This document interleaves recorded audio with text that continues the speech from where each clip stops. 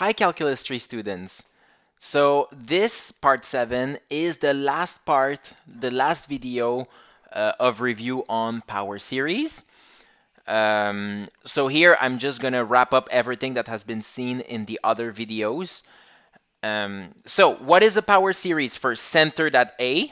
Okay, so like centered at A means that we consider a polynomial that's expressed as powers of x minus a, like x minus a squared, x minus a cubed, but that has infinitely many terms. This is called a power series.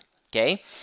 Now, in a lot of cases, a is equal to 0. And that's interesting because these just become x squared, x cubed. But it's not always the case that we wish to center the power series at 0. So might as well just consider the general case. And what we saw in the last previous couple of videos is that its convergence, to find the values of x for which it converges or diverges, there are three possibilities. There are three basic scenarios. So there is this scenario right here. It could converge for all possible values of x. This is the most interesting scenario because it means that we can use the power series without caring about what is the actual x that we input there. So this is by far the most interesting scenario.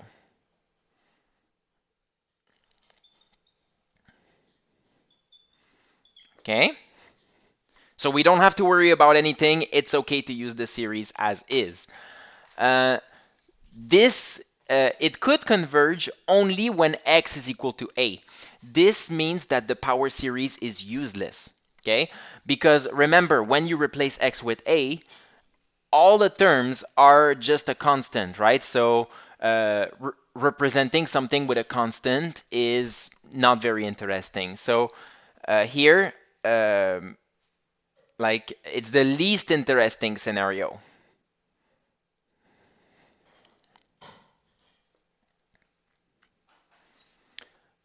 Now we saw that there is some intermediate, right? This series could converge inside some interval of radius r. We saw that r was called the radius of convergence. So it could converge for some interval of radius r, centered at a, so converge everywhere here, and diverge outside of this interval. Okay? So this is pretty much the intermediate scenario. It's like interesting, but not as much as this scenario, because what it means is that we're allowed to use this series only if x is inside here. Otherwise, we are not allowed to use the series at all. So, however, this scenario does contain a lot of sub-scenarios because remember that inside we're guaranteed that it converges, outside we're guaranteed that it diverges, but exactly at the two boundary points of the interval, we don't know what's going to happen. We have to test the series at these particular values of x. So yes, here it converges, yes, here it diverges, and don't forget, we're using the ratio and the root test to figure that out. But at these two values, it could either converge or diverge, and we cannot use the ratio or the root test to figure it out. You need to resort to another test of convergence. So basically, you could have like 4 sub cases. Okay. So the interval of convergence could look like this. So from a minus r to a plus r.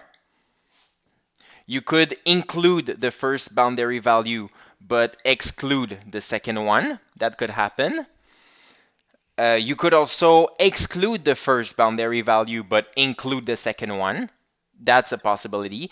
And finally, it's also a possibility that both boundary values are included in the interval of convergence. So this is meant to be a bracket. My board is not big enough.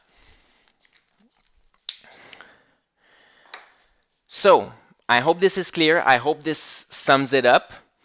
And this is the end of section 11.8. I hope this will be useful to you in your assignment.